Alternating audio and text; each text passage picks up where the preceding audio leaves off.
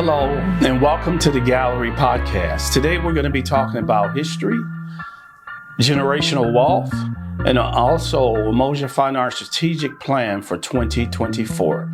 Today I have with me the lovely Rosemary Summers, one of our artists here at Umoja Fine Arts. She's going to be handling the historic portion and talking a little bit about the Tignon Women. You know, our goal overall is to do programs that we reflect to the community. We teach the community about history through art. So Rose, if you could tell us why you chose to focus on the Tignon Women. Okay, Ian, thank you.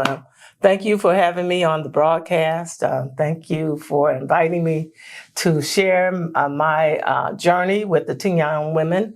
I chose the Tignon Women because primarily I just happened upon this information because I was looking to paint a beautiful woman from the 17th century who was in the 1700s, Black woman. So in my research, I came upon this Tignon. And the word Tignon means, and it's French for handkerchief or headscarf. And so African women back in the 1780s, and we're talking 1786 Louisiana.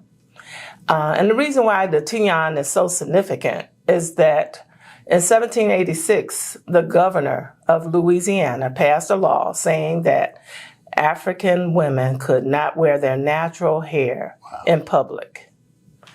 And this primarily came about because the European women were observing, I guess, the beauty of African women. And there was a lot of mixing going on at that time because you had the Europeans coming in, colonizing Louisiana at the time. So we had Spanish people, Native Americans was already there, and then you had the French.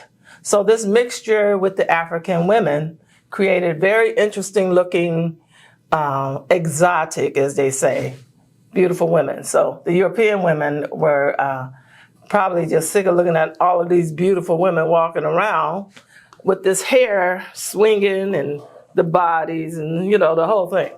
So Do you think part of it was because of how the men might have reacted to these beautiful women? Of course, it's always the case. And unfortunately, and I hate to say it, but unfortunately, this was not a compliment to African women. You know, with these men taking whomever they wanted at the time. They saw a beautiful Black woman, they took her. So that's not a compliment. But from a woman's perspective, they felt like these women were just too exotic and too desirable. When you say exotic, what do you mean exactly? Too desirable for the men. Mm-hmm. Because during that time, 1786, there was not a lot of European women to choose from, to mate with, to build families with. So they mated with African women, and which created the Creole woman in Louisiana. Okay. And so these women, I guess, out of envy and jealousy, pressured their husbands to pressure the governor to pass a law saying they should just cover their hair, make them less desirable. And so that's what he did in 1786, June the 2nd, 1786. And when they covered their hair, how did they go about it? What did they do? And how did they become creative with these styles and everything like we usually do in our community? Well, I'm glad you brought that question up because when they covered their hair, no doubt some people just was basic about covering the hair. You know, like I brought out earlier, a tignon it means in French handkerchief or head covering. So it wasn't really large. You know those scarves they used to wear in the 60s, like they called them the do-rag, and they were in navy blue and they had print on them or red. So they were about that size, about, 8 by 10 scarf.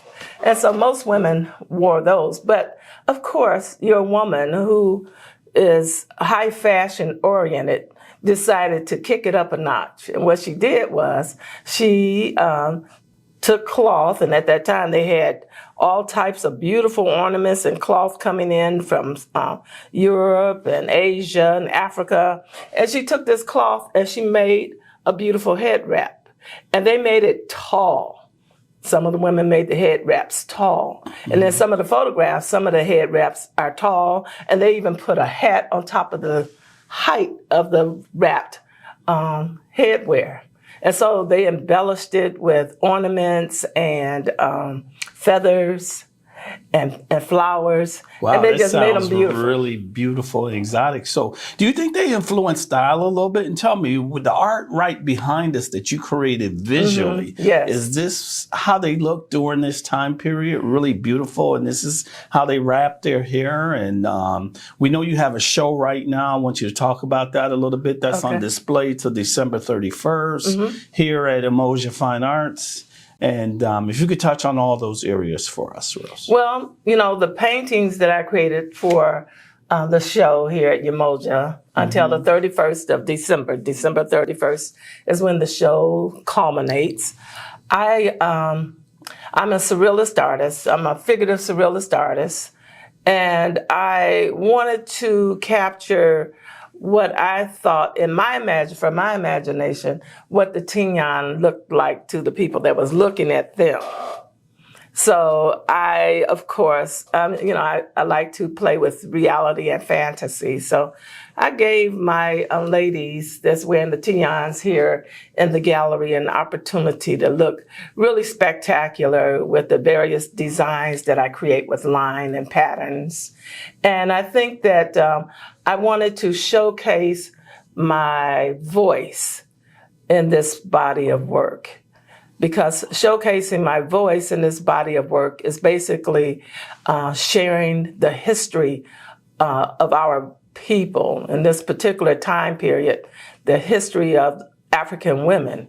And you're saying something very, very key, the history, history. Yeah. And we know that history repeats itself, right? That's very, very key. Yeah. So I would like you to also touch on the Crown Act, because you know right now here in Michigan in June, the Crown Act just passed in June, okay? And what the Crown Act basically does for us as African Americans, it gives us the opportunity to wear our hair in dreads, in natural braids, locks, twists. Before June of 2023, you could have been fired from your job, or you could have been suspended from school and not given the opportunity to be able to come to school. Yeah. Because we know just a week ago, I just saw in Texas, where a young man was expelled from school because he came to school with his natural hair. And so we only have 13 states around the United States that basically at this point in time have passed the Crown Act so that you could wear natural hair. So Rose, if you could just touch on the Crown Act, because we see in history repeat itself. You said 1786. That was over 200 years ago. And we're fighting the same challenges today? Yes, ironically speaking, it was 237 years ago. And this country isn't that old.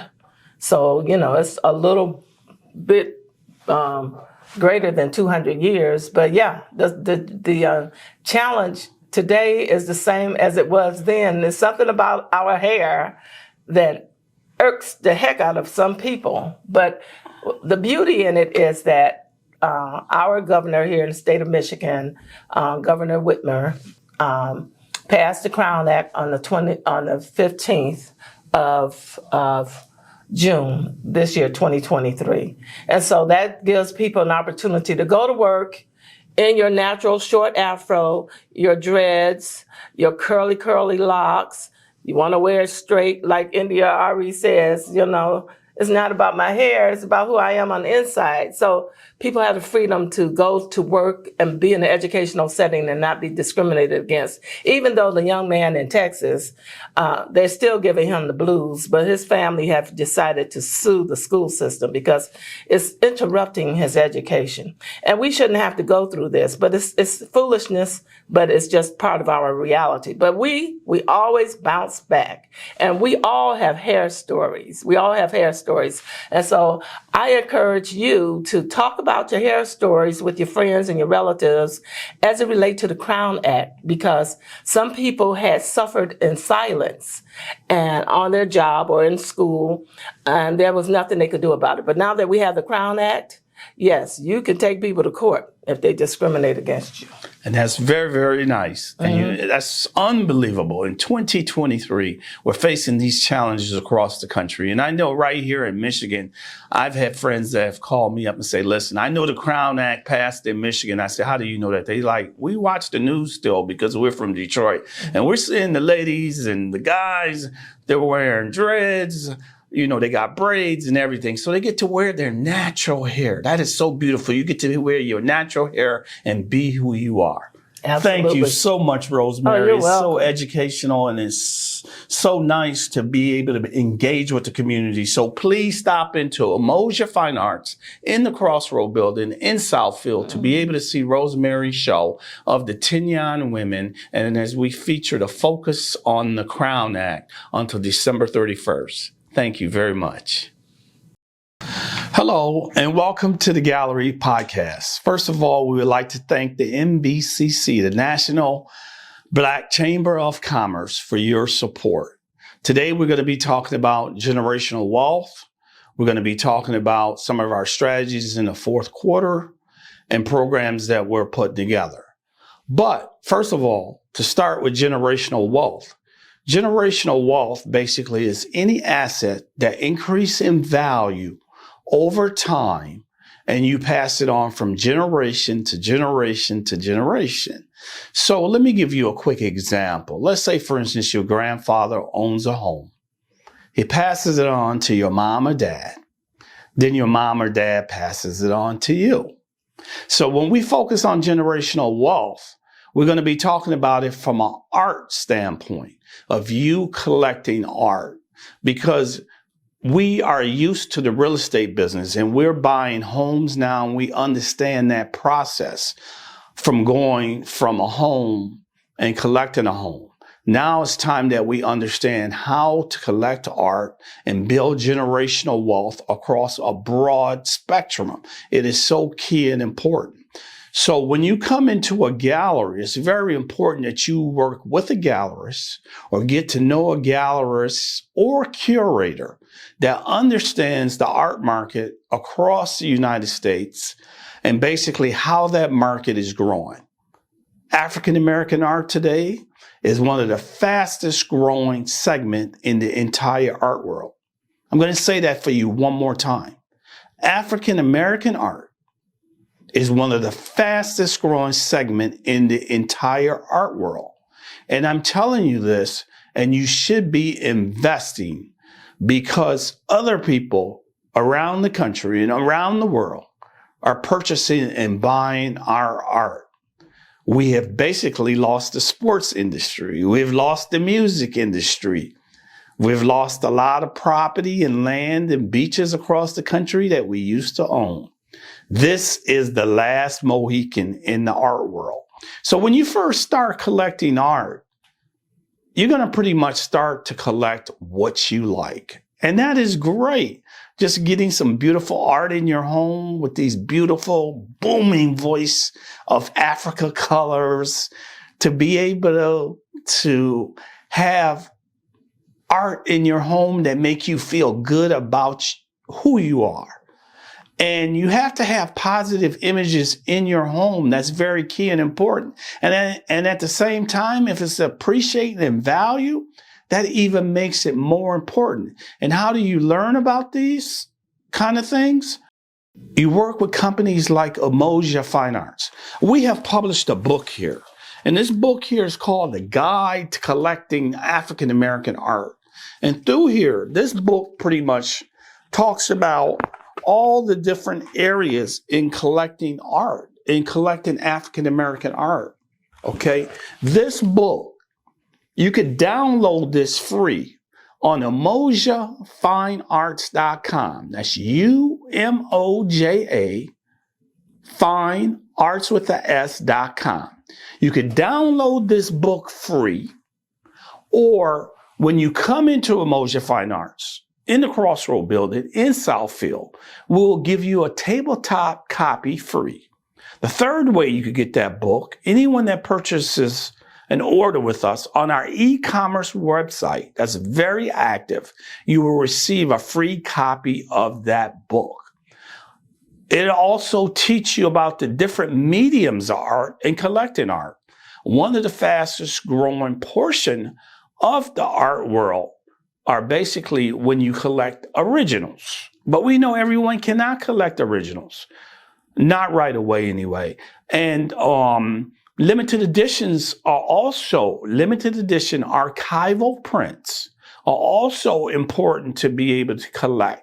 They will also appreciate in value. They will all appreciate at different time periods. And right now, I want to tell a story with this young lady that we had come in a week ago. She came here to purchase one selective piece of art, and she left out of here with 2 art originals. And she was so excited. And she told me when she was cashing out, I only came here to buy 1 painting, but I'm leaving with 2. And how am I going to pay for this? I picked up and I purchased some red bottom shoes. And you know what? I'm not as excited about them. I'm going to take back 1 pair of my red bottom shoes and I'm going to purchase this additional painting. I was so excited by that, to hear that she understood without even knowing, or probably even knowing what she was doing, that she is building generational wealth by making that kind of decision. Because believe it or not, red bottom shoes are nice, but they depreciate in value. Just like beautiful cars are nice, but they depreciate in value. As soon as you pull off the lot, it is losing funds and it's losing monies. So how do you get to know about art? How do you get to know what to purchase? You need to be able to work with gallerists. You need to be able to work with curators, and you need to be able to understand the marketplace, whether you're buying an original, whether you're buying a limited edition, whether you're buying an oil painting, whether you're buying acrylics, whether you're buying watercolor, on and on and on. And that's what the book that we have, The Language of Fine Arts, is going to help you with. And it's very, very key and important as you go to different shows. You're going to see that these shows now today across the country, they are filled with African American art. But you want to continue to do your homework. Just don't buy art because you see it's Black art or African American art. Make sure you find out who the artist is, because now a lot of people are coming into our marketplace. They want to penetrate our marketplace because they know that that art is selling. And we as a people have to be smart. We have to do our homework. We have to ask the questions. Who is this artist? Where is this artist from? And to get some background on them. Is this artist in the museum? What have they done to get where they are? Are they a self-taught artist? Did they go to school? On and on and on. All these things are very, very important. It's just like real estate. I'm going to continue to go back to that. In real estate, it's about location, location, location. In the art world, it's about education, education, education. And you're only going to get that education by working with galleries or curators or helping to study the marketplace. But it's important that you invest. And I know when you get your first piece of art or your first few pieces, you're going to purchase what you like. It's very important that you purchase what you like and purchase what makes you think your home will be beautiful. You're spending more time there now. COVID has changed the world. It has changed the situation. So more people are working from home. So you want to be in a cheerful and you want to be in a happy environment. And that's very, very important by having beautiful art in your home. Now, Umoja Fine Arts, when you purchase art here, we will come up to 100 miles to hang your art for you free of charge.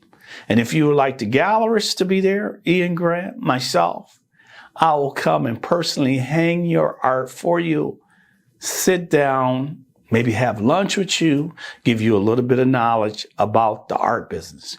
You know, I've been in this business for over 30 years, and I've owned this gallery, a family gallery, the Grant Gallery, for over 26 years. My wife and myself and my sons, for over 26 years. This is very key. When we started in this business in 1996, and we were doing our homework and we're studying the marketplace, at that particular point in time, there were over 20 distribution companies in the United States, across the country, from the East Coast to the West Coast. Today, in 2023, we only have 4 distribution companies that are left operational in the marketplace. And we're so honored to say that we are working with 3 of those companies. One of them is my mentor, Paul Goodnight, with Color Circle Art. The other one is Pancho, who's also working with us, Melon Graphics. And the third one is Golden Enterprise from out of the Denver area. We work with all 3 of those individuals.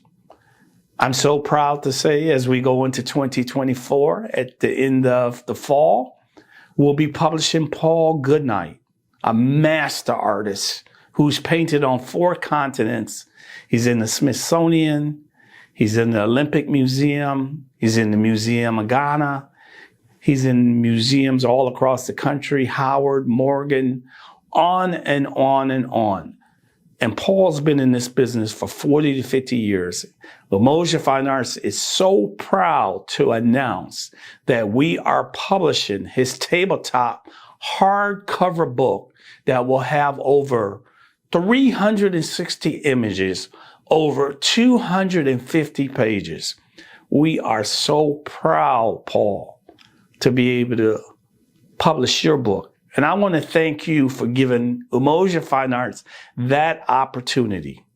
And also, just to show you how small the world is, our artistic director is Larry Pancho Brown from Melon Graphics. I told you, I'm working with individuals that's been in this business for over 30 years.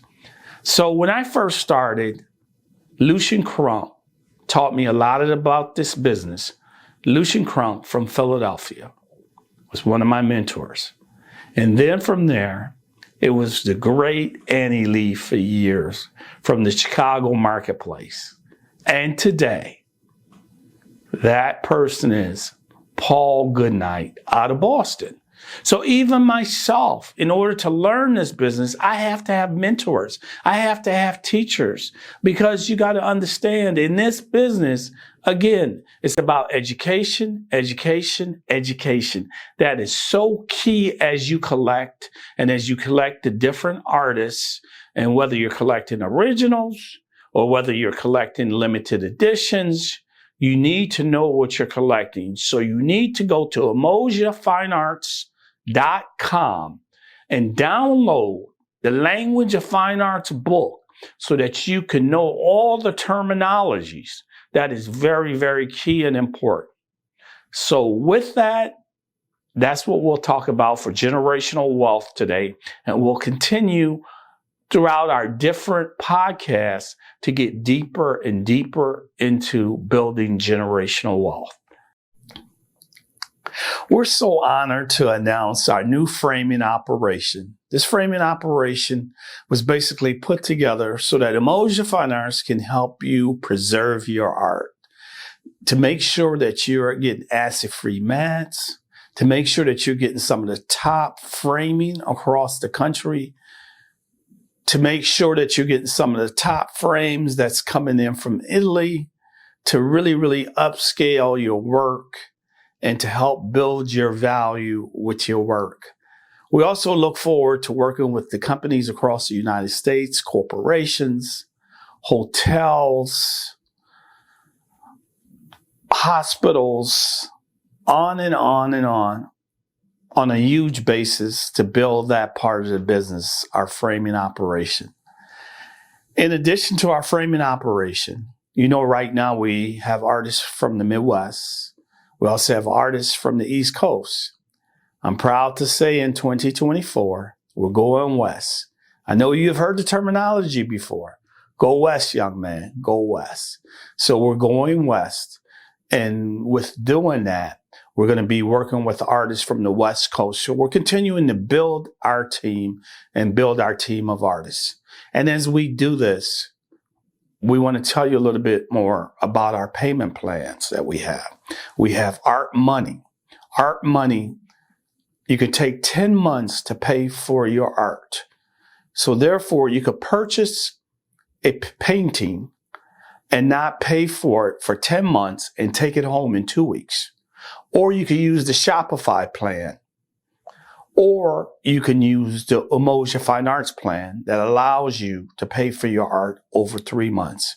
So again, we have different payment strategies in order to help you get your art in your home so that you can increase your value and your collection and also help you to build generational wealth.